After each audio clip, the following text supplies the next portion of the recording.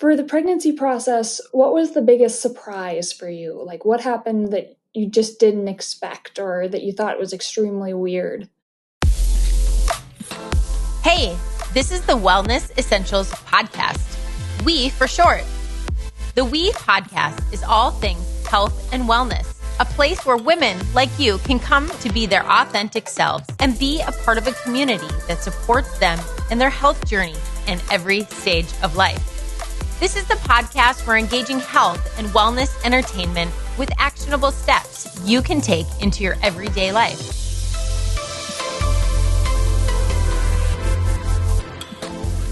No topic is off limits when it comes to health and women's lifestyle.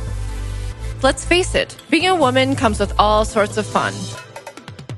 Hear real, raw conversations and teachings from experts and everyday women who have been in your shoes. And get inspired to make things happen and have the tools to do so. This is the We Podcast.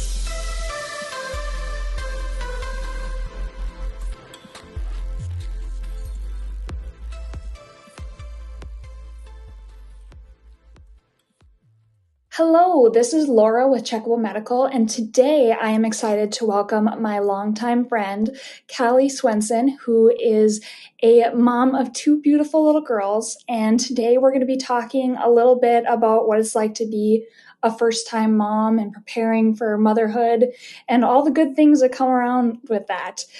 So I'm going to let Kallie just tell us a little bit about herself, and then we'll get started. Hi. Well, thank you for having me. Like Laura said, I am a mom to two little girls, Olivia and Everly.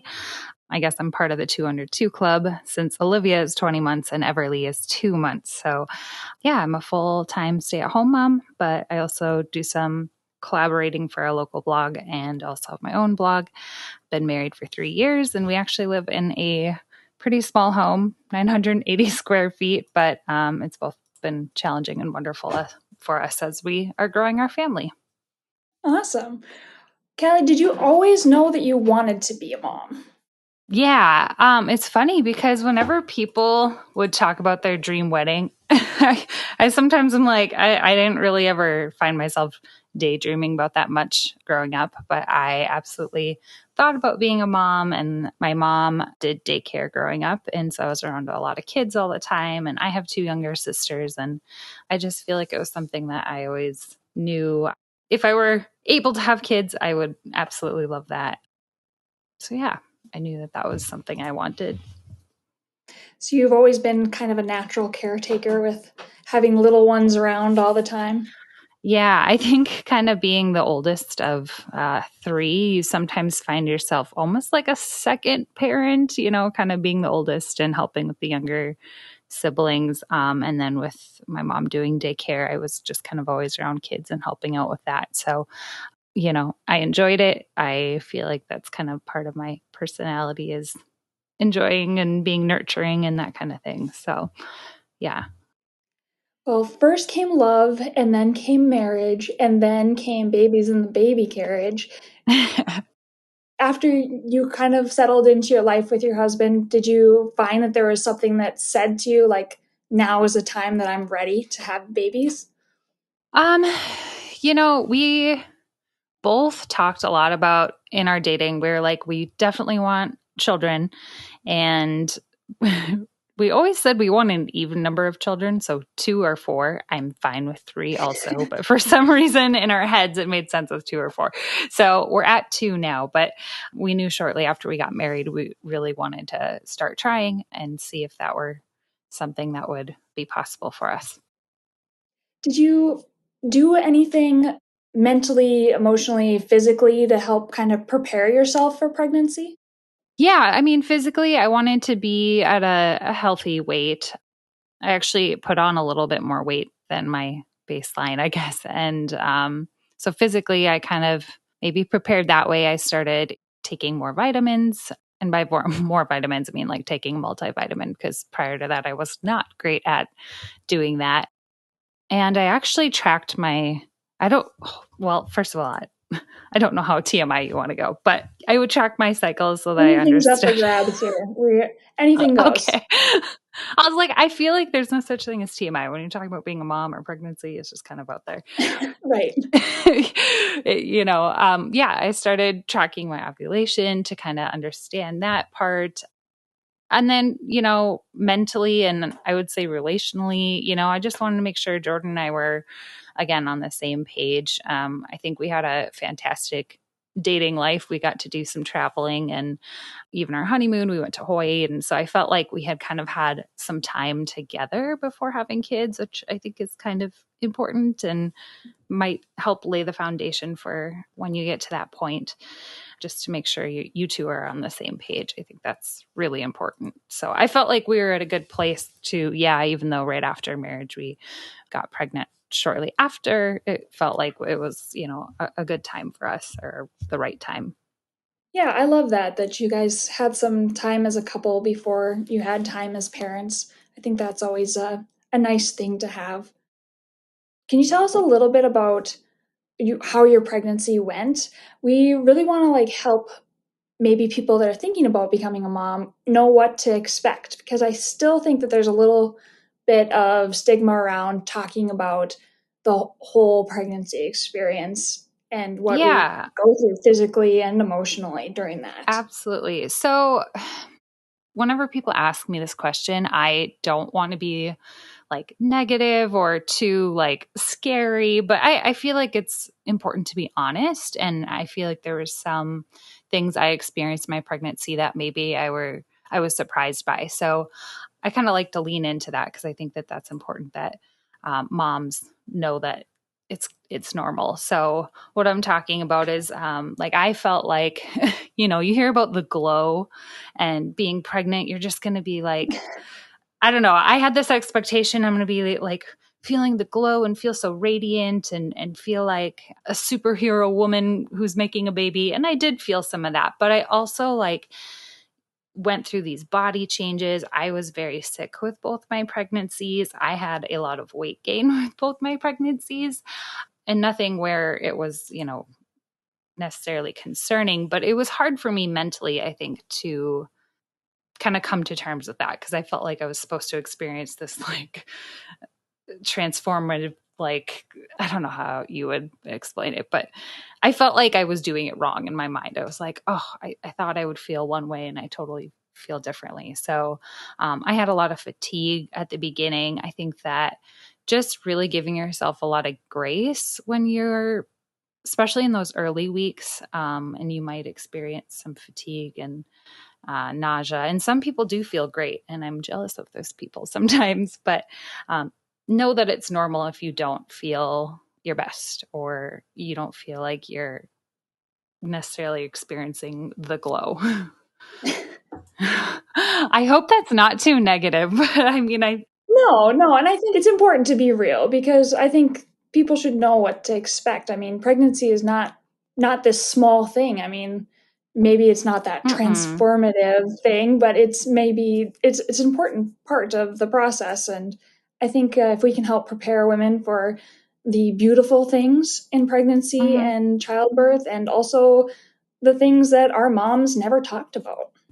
Yeah. And I think too, going to bed at 7 p.m. It sounds lame, but it might be normal in that time. And the other thing too is, I think with my first pregnancy, everything felt like it was lasting forever. Like the morning sickness, which is not actually just in the morning. I think that that's funny. They call it morning sickness, but it didn't last very long in the grand scheme of things. But at the time, it felt like it was forever, especially when you get in the third trimester and you're feeling heavier, baby is moving around a lot. It might feel like you're just never going to sleep again, but you do recover and you do get through it. And so, it is kind of short-lived in some aspect, but it's also very normal to feel like it's lasting forever as you're, going through it. Did you have any tips or tricks that you picked up during your pregnancy that you would ever share with other moms?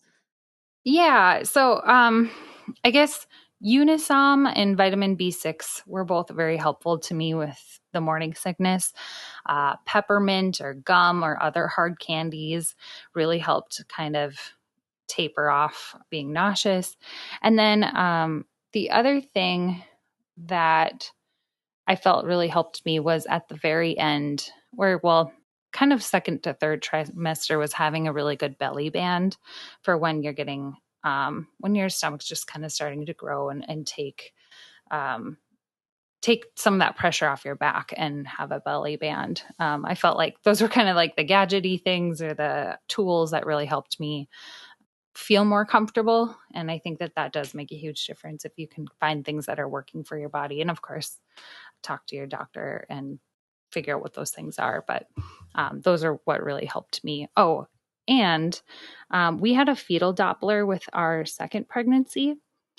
And I think it's important that I didn't know anything about this before I was pregnant, but understanding the position of baby and then your placenta.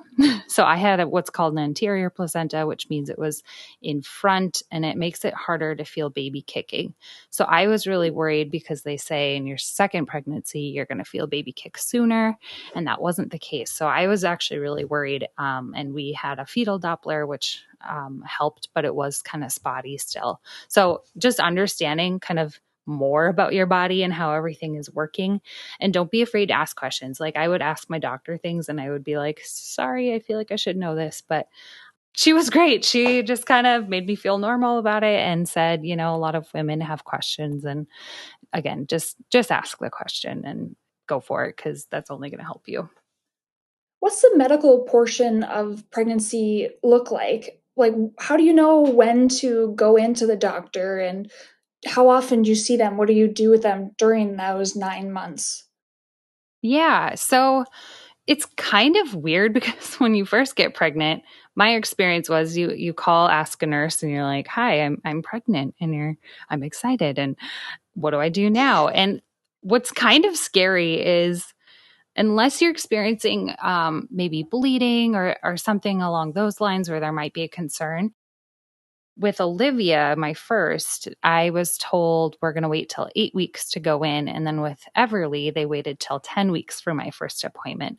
And although that sounds maybe short, when you're only a few weeks in, you kind of feel like that's a long, long ways away before you're going to see anything. Because at that point, you're not feeling kicks and you might not even be experiencing any nauseousness or anything like that. So things just kind of feel the same and in a way that feels concerning because you don't really have anything indicating to you that you're still pregnant. So medically, I would just say be prepared for that first appointment to feel like it's really set far out.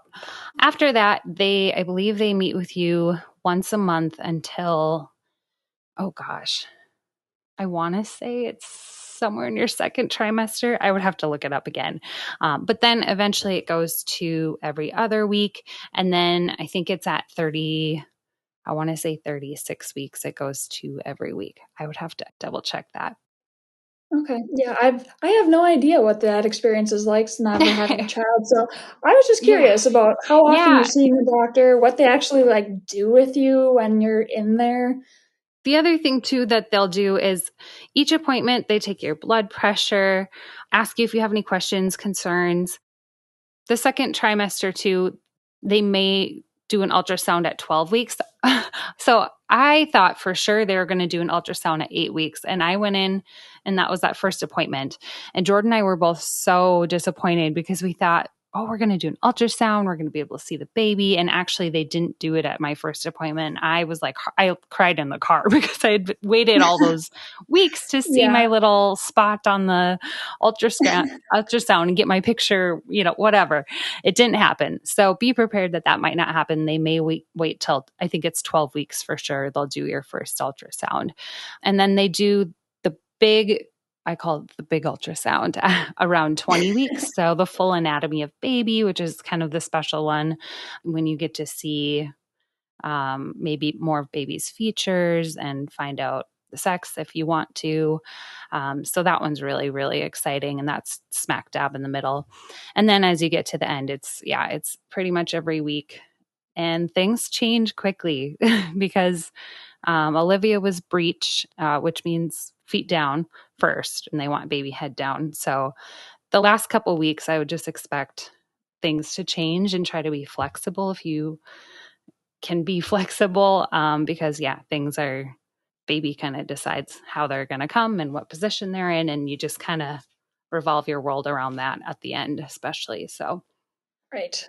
and as a person who likes to plan, that's very difficult because, you kind of want to know the I'm plan sure. and you want to know who's going to watch the other children. And it's all up to this tiny little being. Yeah, and they could come on their own, or you might have an induction or C-section. So, and you might have that scheduled and that could change, which is what happened to us. How important did you feel it was to have your partner be a part of all of this leading up to labor? Yeah, I'm a huge advocate for the more you can be educated as a couple.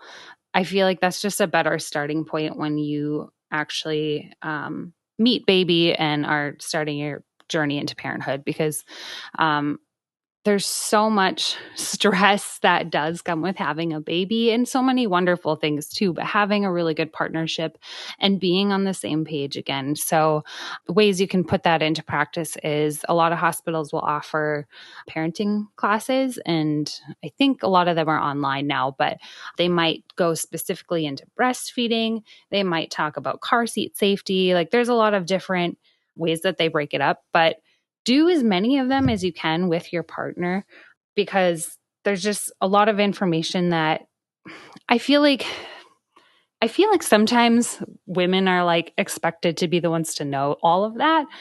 And I think that trying to do that on your own when you're, fatigued and trying to nurse and learn all these other things is just kind of daunting. So having a good partner, I feel, is very important. One thing they told us in the breastfeeding class is have your partners come to this, because baby might not latch and you might not remember everything from class, but your partner might.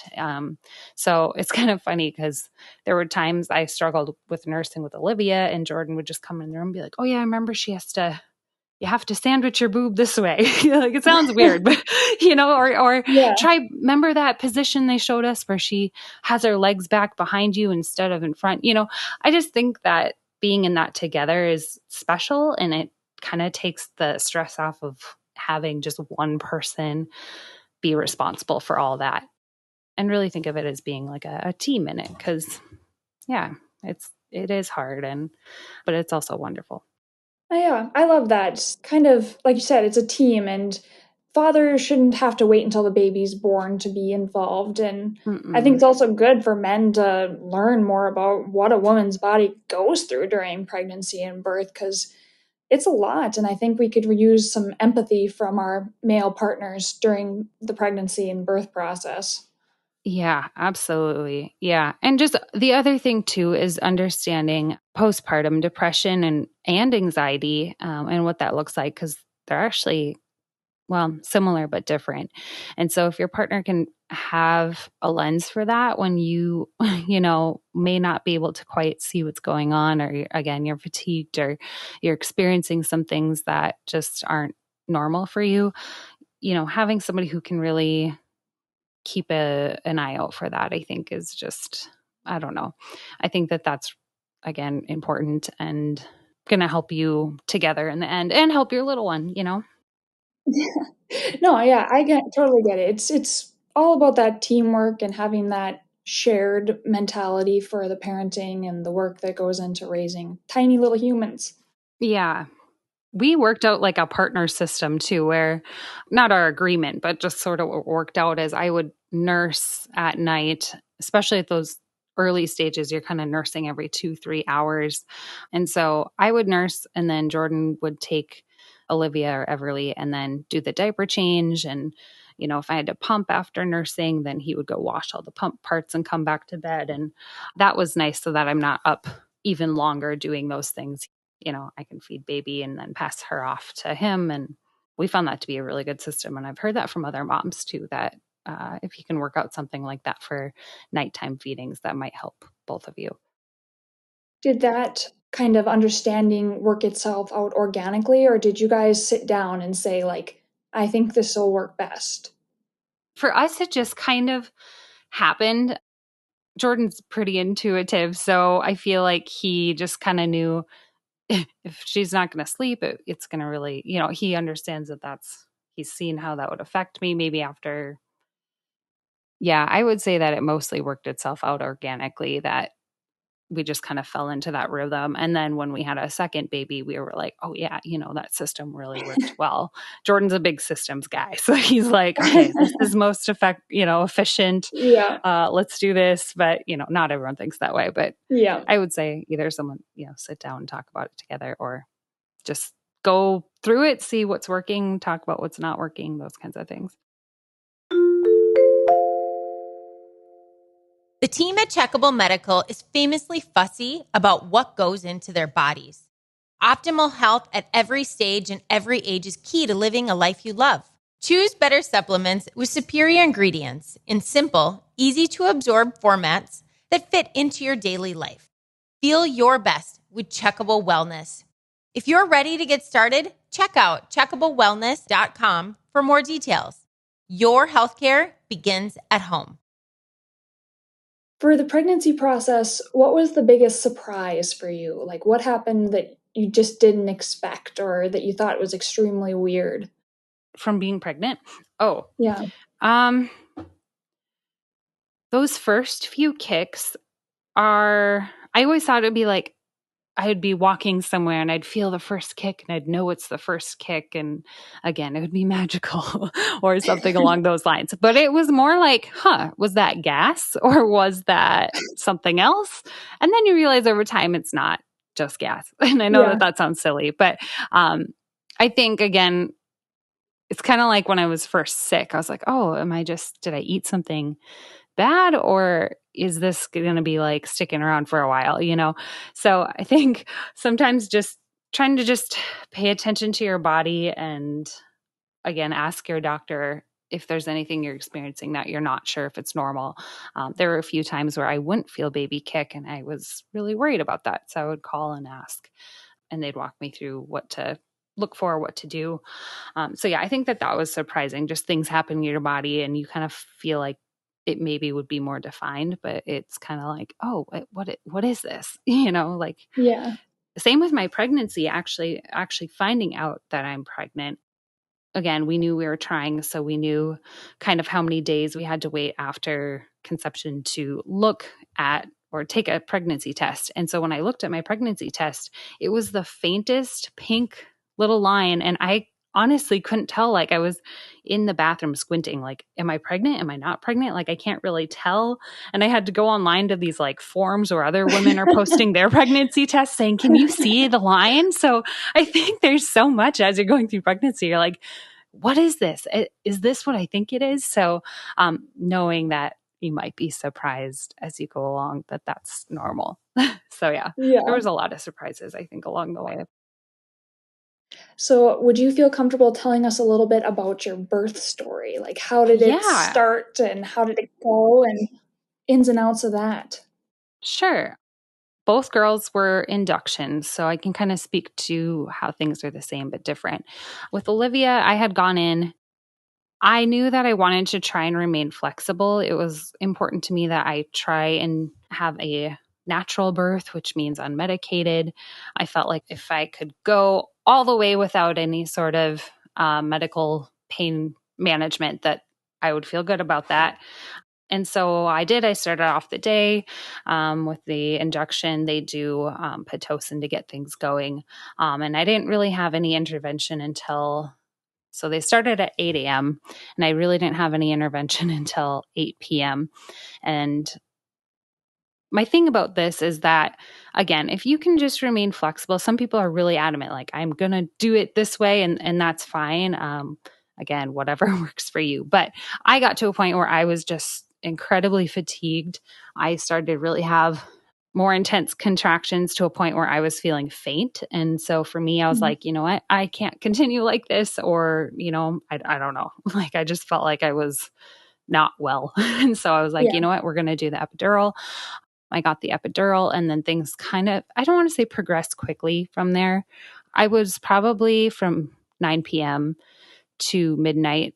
Things were progressing well, but not far enough. And then she didn't come till 3:45 in the morning. So between that midnight and 3 is when things kind of got really intense. And I pushed for 2 hours. So I feel like I got the epidural late. It only worked on one side for me the first time.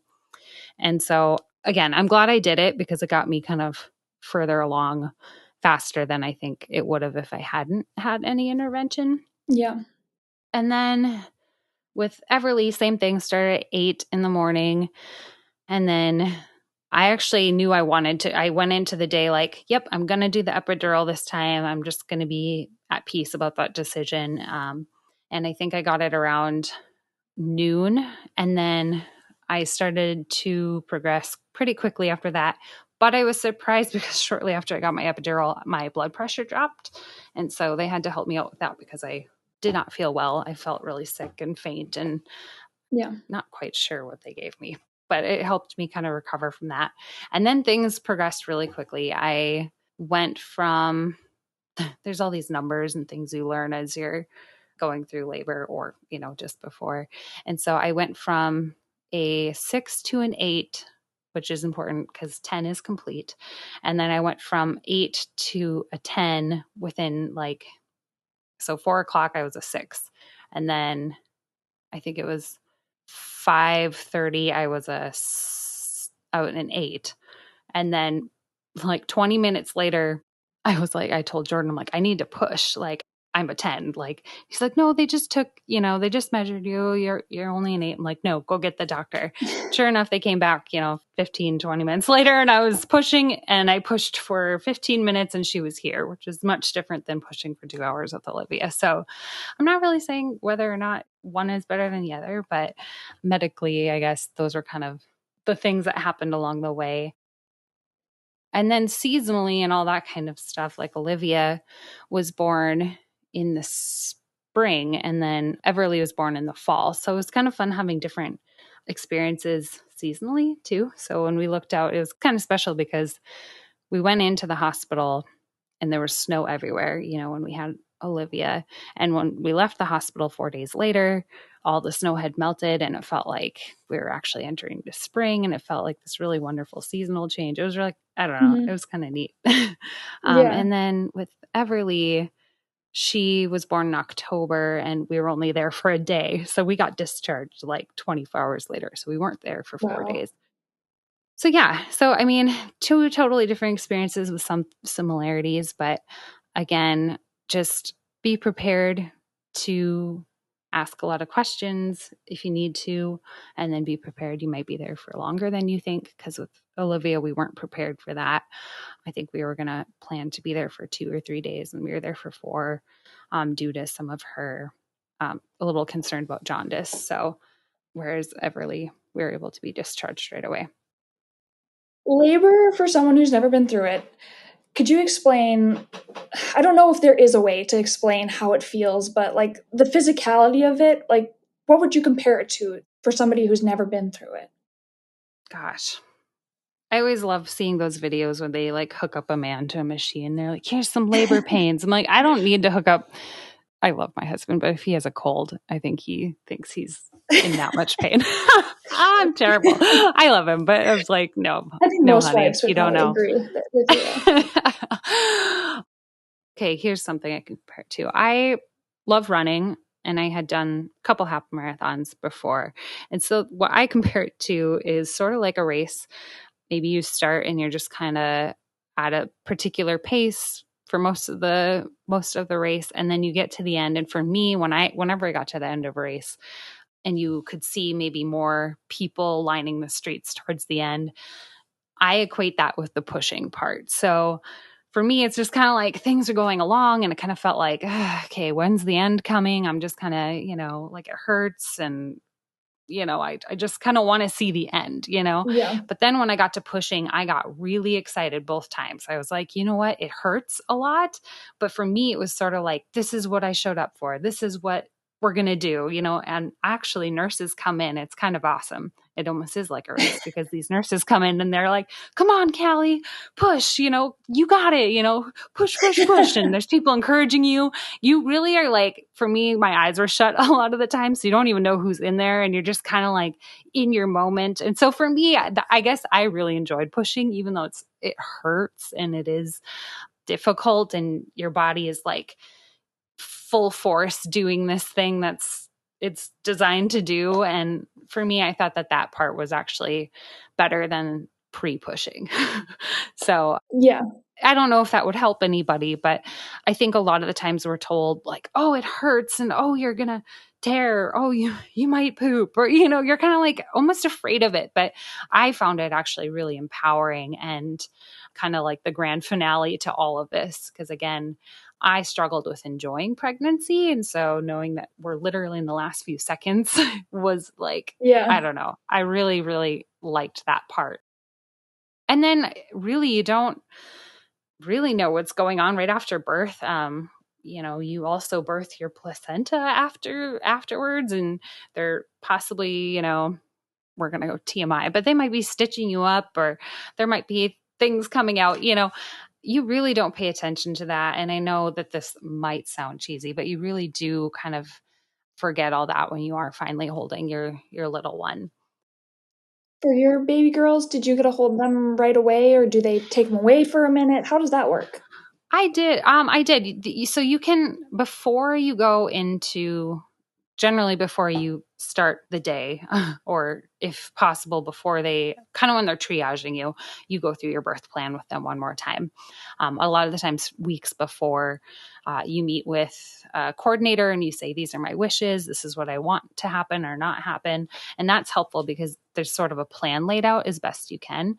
And so with us, we said we wanted delayed cord clamping because there's some benefits to baby with nutrients and stuff. So we waited for the cord to be clamped and then Jordan cut it. So I didn't hold her right away because they kind of set her on your chest, but they might be waiting to do that. And then after the cord's cut, then she was both my girls were kind of nestled up close to me. But my experiences were different between the two because with Olivia, I could see her face right away just with the angle they laid her on me. Mm-hmm. But Everly, I actually couldn't see her for probably the first half hour or 45 minutes. And so it was special, but I actually didn't see her until I was able to kind of like lay her down in my arms and then start nursing her. And then I got to see her face, whereas Olivia, I saw it right away. And not that that really matters. I mean, I was enjoying my cuddles with my girls both times, but I kind of felt this like magic in seeing Everly after I was able to kind of lay her in a different position. So don't be afraid to like move your baby. I think I was like scared for some reason, I felt like I can't move her from how she was, but as long as their vitals and everything are good, a lot of the times they'll encourage skin to skin. So they'll want baby and you to be skin to skin together and and take as much time as you need. I think we had like an hour or two where I was just holding her and nursing her. And even Jordan didn't even hold her, either girls, I think for at least an hour or two after they were born, because we were just kind of having, that time together, mom and baby. So you go through the big finale. You get to finally meet your little one. What does the care look like for your body after you've gone through that process? Yeah. Again, if they don't tell you, you should ask if you had a tear, and what kind of additional care you might need for that. Again, we'll just go right into it. Olivia, I had a tear. With Everly, I did not. And so my recovery was quite different, I think, for both. And so just asking those questions, and then the hospital will equip you with what you need. So if you need pads and the different kind of mesh underwear, a lot of the time they will provide that for you. Again, check with your doctor and your actual hospital. But for me, I took a lot of the stuff from the hospital home, but I know I think it's Freedom Mom makes a lot of like a postpartum kit for moms. And my sister also recently had a baby and she found that to be helpful, with just different, I think there was like a kind of similar to what comes from the hospital. Mm. I did make something called padsicles ahead of time. So you literally lay out pads and you can put like aloe vera, witch hazel, and I think you roll them up again and freeze them. And then when you're home, you can use those, and that will provide a lot of comfort and relief. Again, I needed that more with Olivia than I did with Everly. And then take it easy physically because I thought I didn't tear him in the clear, like, they do tell you to wait 6 weeks for a reason, because I did try to do a light yoga practice. I think it was 4 weeks postpartum with Everly. And I really thought I was like, oh, it won't be a big deal. But I did have some additional bleeding and, I was sore a little bit after that. So really do take it easy. Don't be in a rush to get back to either working out or even being up on your feet, cleaning and all that, whatever stuff, just really take time and bond with your baby and rest. Like that's all you need to do afterwards. So take it easy. Did your body feel different to you after having your first child? After being, never having one and then going 9 months with somebody in your belly and then they're all of a sudden gone? Yeah. Yeah, you do kind of miss, again, pregnancy is difficult, but the thing I did love is, I get to sleep on my stomach, and sleep was a little more comfortable, which was wonderful. But also, your body is so different after birth, and it's still changing. And your placenta, I didn't know this, is actually still shrinking and moving down and going back to its original size. And so that takes time. And so you're going to have a lot of bleeding, and you're still going to have a mom. You might still look pregnant, quite honestly. And that is so normal. And it's okay that happens. And it's okay you look different. I call them tiger stripes. Like I'm empowered by them, but I have a lot of stretch marks that I didn't have before. And I think just knowing that your body really has done this miraculous thing and you've birthed a human, and be graceful to yourself, because for me, it was hard to get out old clothes and be like, okay, I'm going to fit in these again. That might not happen postpartum. It might not happen, or it may happen. I guess everybody's bodies are different, but just expect that things take time, and it's okay. And it's important that you take care of yourself mentally while you're kind of going through the journey of becoming a new mom. Mm-hmm. So for your two experiences, it sounded like one, you were in the hospital for a couple days with Olivia because of jaundice things, and then with your second baby, it sounded like you were in and out pretty quickly. Mm-hmm. Is there things that you would recommend to parents to, one, like if they are going to be there for a couple days, what they should have in their to-go bag, things that they should prepare for the hospital before labor? Kind of going back to how your body changes, I brought a bunch of like pre-pregnancy leggings that I was like, sweet, I'll wear those. No, for me, it was like, I should have brought more maternity clothes. And I know that sounds silly, but again, you need to give your body like room to kind of do its thing. So for me, I brought a lot of maternity clothes when I was in the hospital with Everly, just in case we were there for a few more days, because with Olivia, we were there and things are very restrictive and it was hard to feel comfortable. Bring nursing bras, because if you do choose to nurse, you want to be able to just do that comfortably and quickly. There's nurses who are coming in and out. They might have a lactation consultant on site who can help you. And so if you can just kind of be able to nurse comfortably and quickly, that is nice to have those handy. So a lot of the times I tell moms, nursing bras, comfortable maternity pants. A lot of the times they're going to provide, they even had like a hair dryer there. So you don't really have to worry about that. They'll have shampoo, conditioner, some of the toiletries that if you are like, I'm going into labor now, I don't have anything.